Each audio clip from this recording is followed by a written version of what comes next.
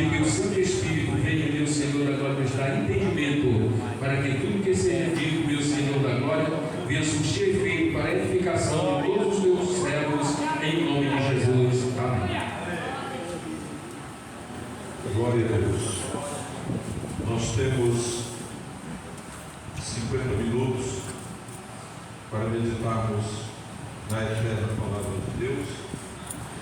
E agora abra sua Bíblia. Glória a Deus. Graças a Deus também pela palavra que ouvimos aqui do pastor Gil, um incentivo a todos os obreiros. Vamos começar pelo texto de 1 Coríntios, que é o texto que está mencionado aí na minha apostila, no meu texto, que é o primeiro aí da apostila, página 2, o ministério pastoral e a vigilância. O ministério pastoral e a vigilância. Irmãos, que texto maravilhoso esse da Bíblia, palavra de Deus. Mas antes de ler o texto bíblico, eu quero recomendar aos pastores presentes, e não é só pastores, obreiros, auxiliares, quem quiser ler um livro bom, prático, escrito por um pastor.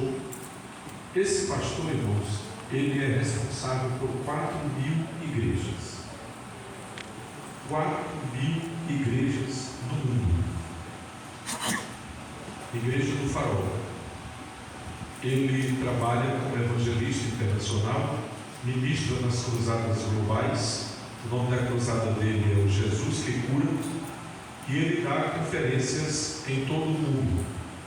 Ele pregou na cruzada, ele pregou no encerramento, não foi no encerramento, um dia antes de encerrar a Conferência Mundial Pentecostal em São Paulo, trazida pelo pastor José Wellington.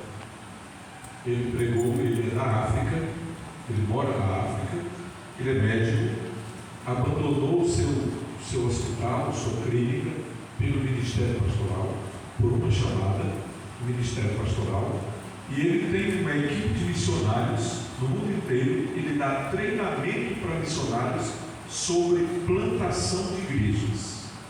Plantação de igrejas. Ele começou com uma igreja lá no país dele, e hoje tem mais de 4.000 igrejas espalhadas pelo mundo. Ele tem mais de 100 livros da autoria dele, e o best-seller mais lido dele é Lealdade e Deslealdade. Esse livro é conhecido no mundo inteiro. Mas tão bom quanto é esse aqui, A Arte do Ministério. Uma coisa prática que até uma criança entende. Tá? Aí os irmãos que estão aí no Projeto Tito, no grupo do Projeto Tito, alguém tira a foto da frente e da capa aqui, para os irmãos poderem comprar aí pela internet. Tá? Eu tive o privilégio de ouvir esse homem pregando lá em São Paulo. Eu estava lá com a minha família no ano 2016, se a memória não me falha, e nós fomos lá no Campo de Marte para ouvi-lo. Ele pregou uma tarde lá no Campo de Marte. Jesus curou centenas de pessoas quando ele encerrou a mensagem dele e começou a orar pelos enfermos. Ele de fato tem ministério de cura, não é aquela embromação que muita gente inventa por aí e de derrubar os outros para dizer que está curado e tal. Nada disso. Ele é pastor de igreja, ele é médico e ora para Jesus curar. E Jesus realmente cura. E aqui, como pastor pentecostal, ele vai enfatizar muito a vida de intimidade com Deus que o pastor deve ter. Muito bom. Se puder ler, leia esse. E agora vamos ao texto bíblico. Como você vai passar aí 50 minutos no mínimo, assentado, fique em pé de novo, para não cansar, porque a gente cansa muito para sentado, né? Não é só em pé que cansa, não. Vamos para 1 Coríntios 4, que texto extraordinário. Foi um dos primeiros textos que eu li quando eu comecei a dar estudos para obreiros. E sabe quando eu comecei a dar estudos para obreiros? Eu tinha 18 anos de idade, quando o meu pastor, na época, me botou para dar estudo para obreiros. Eu só faltei morrer de medo e tremendo as pernas. Mas pastor, ele disse: sou eu. Ele disse: senhor, eu disse: tu mesmo, vai lá. Ele disse: mas pastor, eu só dou estudo para os jovens. Ele disse: pois agora vai ser para os jovens e para os obreiros.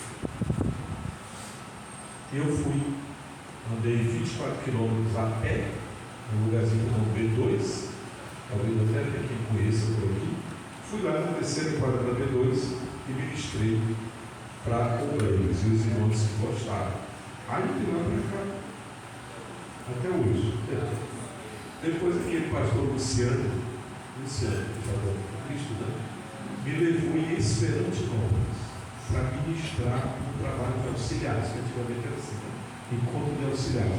Aí me levou em Esperantinópolis. Irmãos, eu quase morri de medo e quase voltava da porta do pastor quando eu vi chegando para assistir o mesmo estudo o pastor Wilson e o Raio Francisco. Foi a primeira vez que eu vi aqueles homens. E aí eu perguntei para o pastor: de quem são esses aí? Aí ele disse: esse aí é o pastor Wilson, pastor. Aí ele disse: para uma cidade. Eu falei: pastor, né? Aí ele disse: esse outro aí? Ele disse: aí é o pastor Raio Francisco, lá de Bomatais, meu Deus, pastor. E agora eu vou dar estudo na frente desses homens. Quase eu voltava naquela hora. Eu disse: pastor, para que o senhor me convidou? Ele disse: para tu dar estudo na palavra. Eu disse: se eu não souber? Eu disse: eu sei que tu sabe que eu fui lá em Novo Olinda, fico pregando lá. E se tu fizer daquele jeito lá, aqui não. Aí me deu um ânimozinho, né? Eu lembro que eu preguei sobre Gideão. Peguei o texto e fui explicar a vida de um líder, né, baseado em Gideão. E de lá para cá Deus tem nos abençoado. Quem encontrou o texto diz amém. Amém. Eu vou pedir os irmãos que têm a Bíblia corrigida, porque eu sei que dá uma diferençazinha entre a Bíblia atualizada, NVI, NVT, NAA, Nova Tradução da Língua de hoje, né, que é NTLH. Mas os que têm a Bíblia corrigida vão ler comigo. Eu leio o versículo 1 e você lê o 2. Que os homens nos considerem como ministros de Cristo e despenseiros dos mistérios de Deus. 2.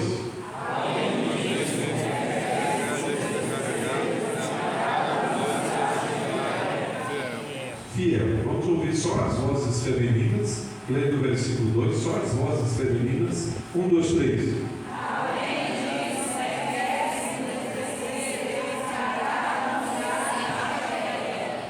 Que cada um seja encontrado. Para poder ser encontrado é porque vai ser procurado, é porque vai chegar perante um tribunal. Então, para ser encontrado fiel, não é porque se oferece para ser fiel, não, vai ser buscado por alguém, vai ser cobrado por alguém, vai ser puxado por alguém, vai ser convocado por alguém. Então é necessário que cada um seja encontrado fiel. Obrigado por poder tomar assento. Agora eu fico com a Bíblia aberta porque eu quero logo começar pelo texto. Olhe para o texto antes de olhar para a apostila. Vamos olhar para o texto. Quem está escrevendo a carta aos primeiros Coríntios? A primeira carta aos Coríntios? Quem está escrevendo? Paulo. Quem era Paulo? Naqueles dias, o maior pregador depois de Jesus. O maior pregador depois de Jesus. O maior evangelista depois de Jesus. O maior missionário depois de Jesus.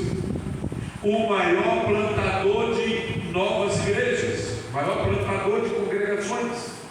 O maior líder do cristianismo. Só isso? Não. O maior treinador de líderes. Naqueles dias ele já era um grande treinador de líderes. O que mais? Ele era poliglota, falava pelo menos 4 idiomas, era filósofo, era teólogo, era treinado, era doutor na lei, era um homem muito versátil. O que é versátil? É uma pessoa que tem habilidades para conviver com vários tipos de pessoas e várias culturas. Então, Saulo de Tarso era um homem que havia sido treinado em Jerusalém aos pés de Gamaliel. Gamaliel era um dos maiores rabinos que os judeus conheciam. Além de Gamaliel, havia também outros nomes muito conhecidos, como Shammai e Hilel. O Shammai e o Hilel não são encontrados na Bíblia, mas são encontrados na história dos judeus e na tradição judaica como grandes mestres, grandes ensinadores. E Paulo era discípulo de um deles, que era Gamaliel. Gamaliel estava entre os 3 nomes mais conhecidos para ensinar a lei. Irmãos, a dedicação de um doutor da lei, pastores, líderes, auxiliares, irmãs e irmãos aqui presentes, a dedicação de um doutor da lei era tão grande, mas tão grande, que eles sabiam de cor. Sabe o que eles sabiam de cor? Eles sabiam toda a Torá. Toda a Torá, de Gênesis a Deuteronômio.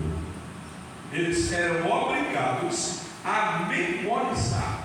Quem não memorizasse a Torá não era um bom rabino, não estava treinado para ser doutor da lei. Além disso, eles sabiam explicar os 613 estatutos e mandamentos, 365 positivos e 248 negativos. Negativos é aqueles que dizem: não farás isso, não farás aquilo, não sairás tal dia e tal. Mandamentos negativos. E os positivos, aqueles que dizem: farás, amarás. Isso. Esses mandamentos estavam na ponta da língua do mestre, do rabino. E Paulo era um deles. Como é que a gente sabe que Paulo era um deles? Além das histórias extra-bíblicas, inclusive judaicas, a gente sabe pelo que ele diz em Filipenses. Ele diz: eu fui fariseu de fariseus. Ele era mestre de mestres. Ele era líder de líderes. Ele era professor de professores. Assim, Jesus pega, olha a sabedoria de Jesus. Jesus pega o melhor que havia no judaísmo e coloca na igreja para treinar os líderes que ele precisava que fossem treinados para serem plantadores de igrejas para a glória do Senhor. Do jeito que Deus fez no Antigo Testamento com Moisés, porque Moisés era o melhor que havia no Egito. Moisés era o homem mais treinado, Moisés era o homem mais habilitado, Moisés era o homem mais versátil, Moisés era o homem mais culto, ele tinha 9 cursos superiores, ele era poliglota, ele havia sido formado em toda a ciência do Egito, ele era candidato a faraó, ele era a menina dos olhos do grande faraó, ele era a principal figura na academia de todo o Egito. E o que Deus faz? Tira ele do Egito, leva para o deserto e depois tem um encontro especial com ele, falando no meio da sarça ardente. Aleluia, bendito seja o nome do Senhor. Assim como Deus fez, eu comparo essas duas figuras, as duas figuras mais proeminentes, a do Antigo Testamento, Moisés, a do Novo Testamento, Paulo.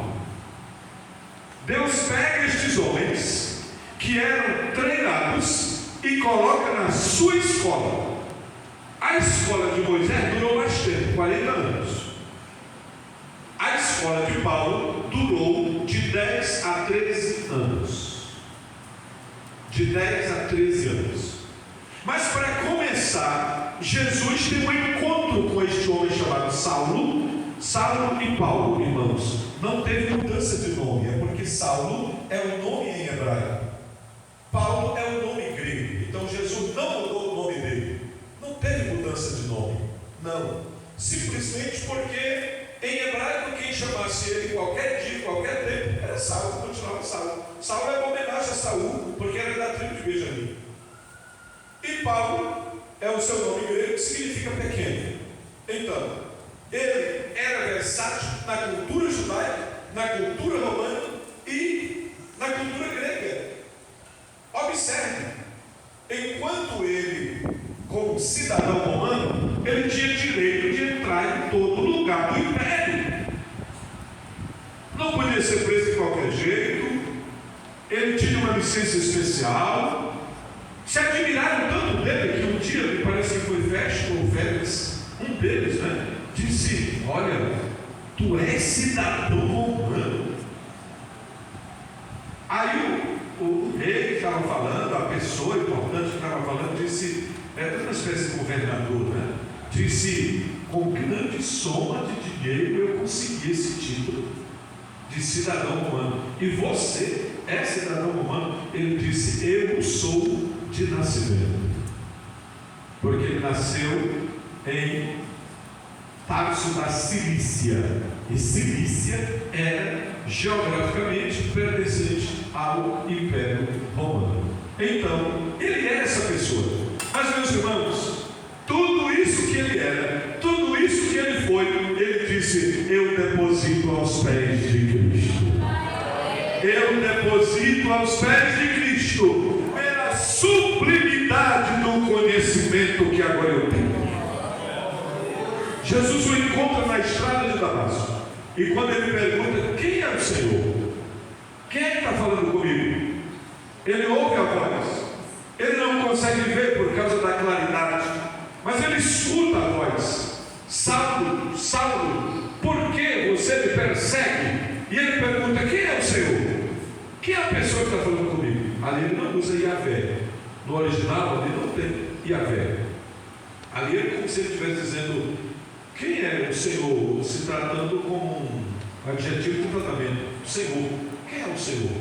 Quem é Vossa Excelência? Quem é Vossa Eminência? Quem é Vossa Senhoria? Quem é que está falando comigo? Quem é o cidadão que fala comigo? Porque ele ainda não conhecia. De repente, ele escuta a voz: eu sou. E Jesus falou em hebraico que ele conhecia: Yeshua HaMashiach. Eu sou Jesus. Eu sou Jesus, a quem tu estás perseguindo. A quem tu estás perseguindo. Olha, irmãos, há poucos dias ele havia escutado o sermão de Estevão. Depois que Saulo ouviu o sermão de Estevão, nunca mais ele foi o mesmo. Porque apesar de ele ter ajudado, guardado as roupas daqueles que apedrejaram Estevão, o primeiro mártir da igreja primitiva, o que Estevão falou estava na cabeça dele o tempo todo.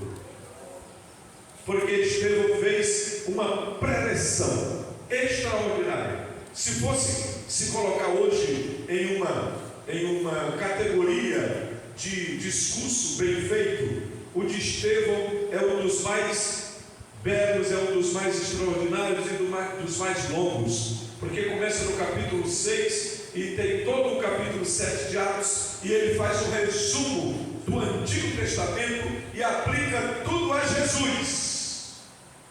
E além de aplicar tudo a Jesus, quando ele estava nos seus momentos finais, ele ainda disse: Senhor Jesus, perdoa esse povo que não sabe o que está fazendo.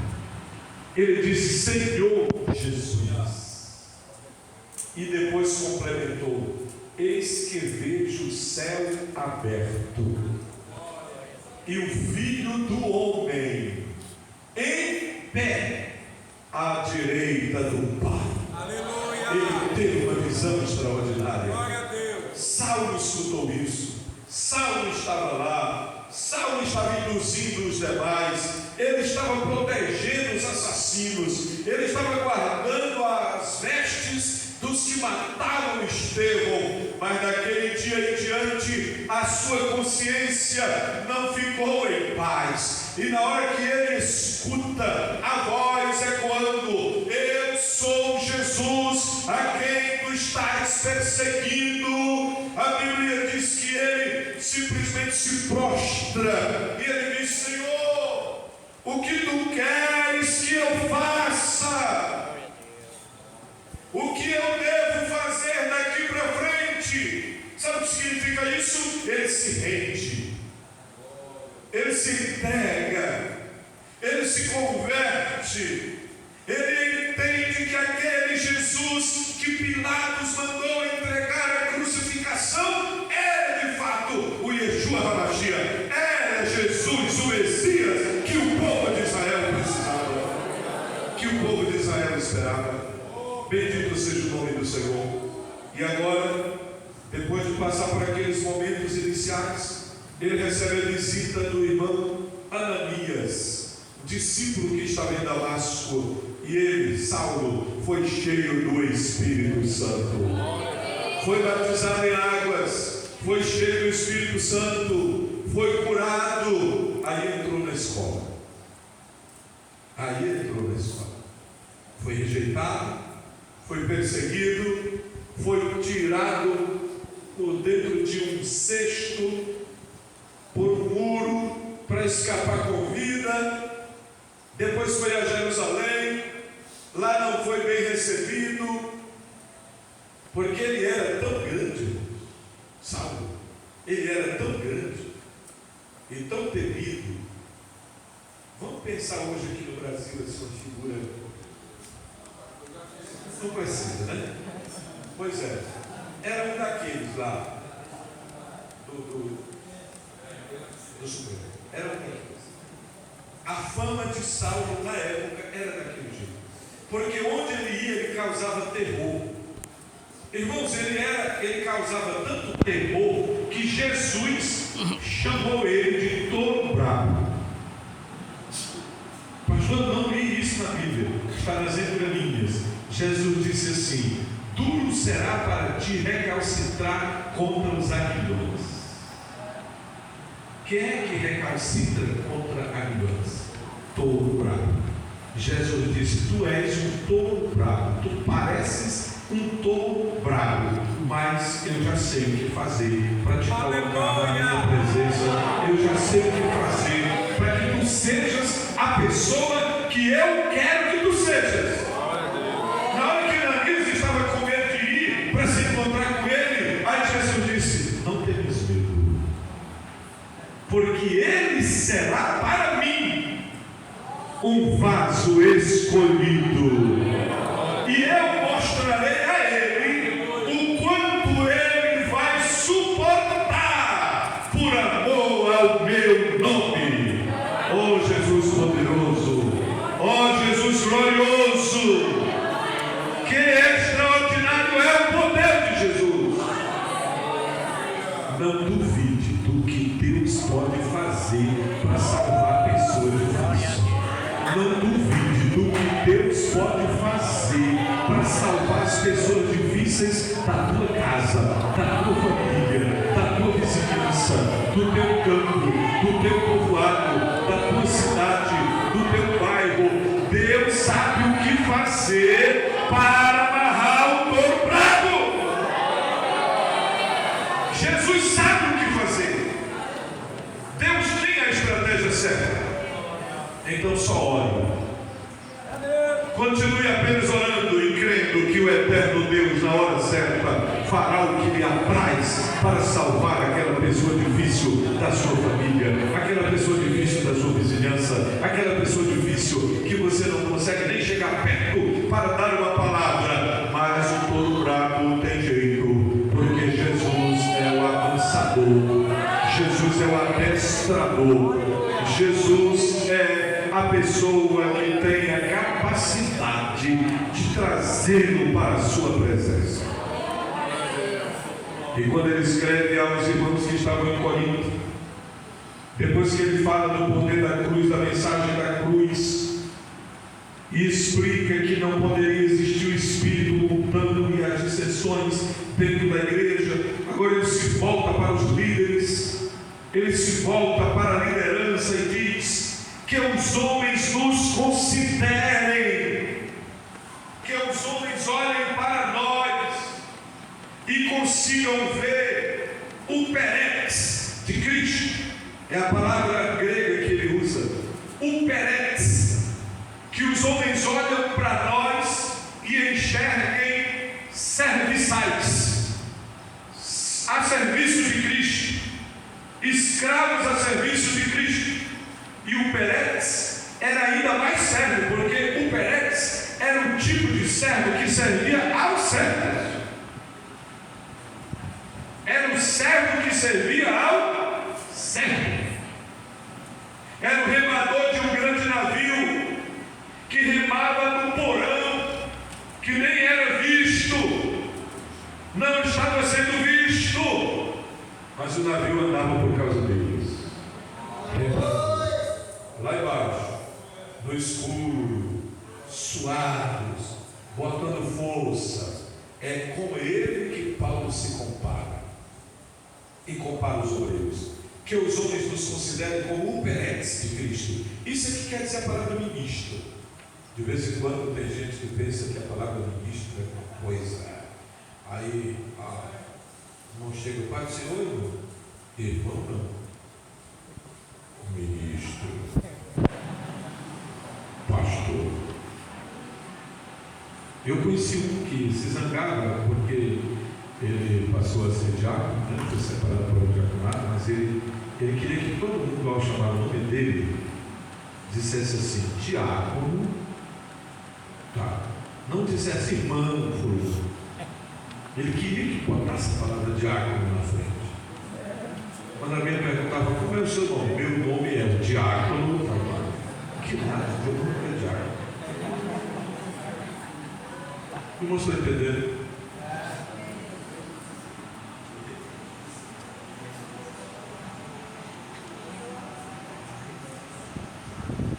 Sim, só tudo. Quem quiser depois é que vai pesquisar atrás, vai na dentro, vai até descobrir quem é. Ele está me lembrando que qualquer obra, até os grandes livros, os grandes best-sellers, não diz na capa quem é a pessoa. Só diz o nome. Só diz o nome. E este homem que está treinando líderes, que quer treinar líderes, inclusive em Corinto, ele diz que os homens nos considerem como ministros de Cristo. Só ministros? Não. Ministros e despenseiros. Sabe qual é a palavra que ele usa? Oikonomos. O que é oikonomos? A palavra despenseiro. Despenseiro é alguém que cuida da despensa. É alguém que tem a chave da despensa. É alguém que administra os bens de uma grande casa. É alguém que administra os bens de uma grande fazenda, ou de uma grande empresa, ou de uma casa abastada, uma casa rica, cheia de bens para servir aos funcionários, aos trabalhadores.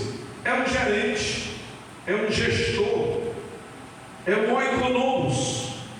Daí vem a palavra oikos, e daí também vem a palavra economia, oikonomos. É alguém responsável pela distribuição da fartura que há numa casa, do alimento. É alguém que dá alimento para os servos. E é isso que Paulo está dizendo. Somos escravos de Cristo? Sim. Servos dos servos de Cristo? Sim. Mas somos também despenseiros dos mistérios de Deus. Deus colocou as chaves em nossas mãos. Nós temos a responsabilidade de alimentar o povo. Nós temos a responsabilidade de alimentar espiritualmente as ovelhas. Nós temos a responsabilidade de ajudar na condução dos trabalhos, na organização, na administração e principalmente na alimentação. Mas é só isso? Não. Além disso, ou seja, além